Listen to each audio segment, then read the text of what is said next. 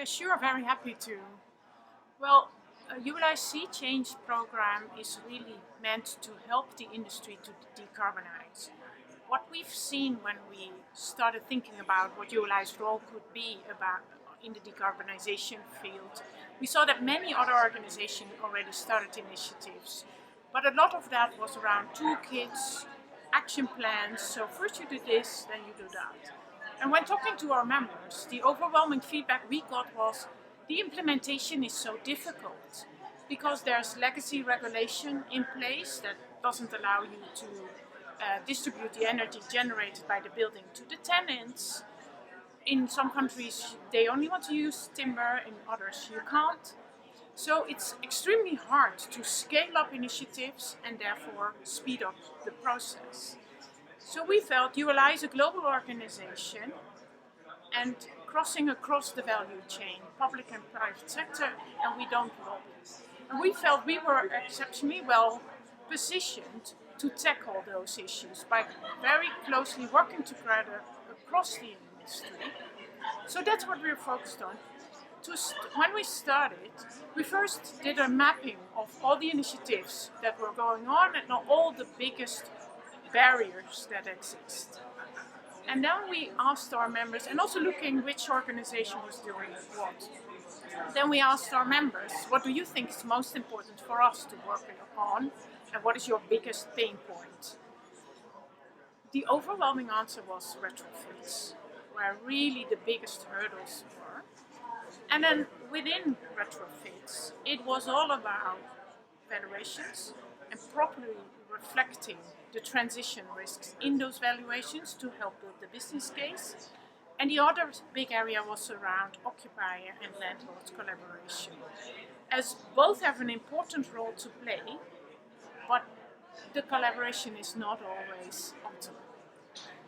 And that's what we've started to focus on in a really collaborative way, recognizing that there's already so much happening within the industry.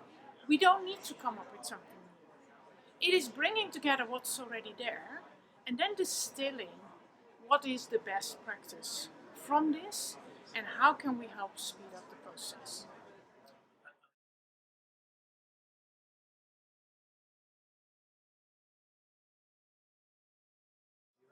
We see that elsewhere as well. Another example of that is Brussels.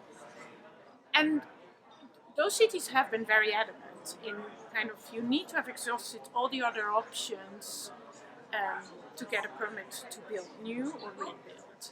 In other cities, we see more people still struggling with the dilemma, if you will. If we do this, what are the consequences, intended and unintended? So I think it's on the minds of many city planners. Some have taken the bold action to pursue this, others are still more exploring what the options are and whether it's all positive impact that comes from it.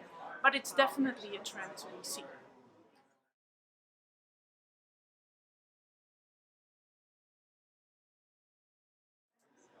I think that is really how sustainability has been driven throughout the industry, if I'm really honest, because there has been no regulation.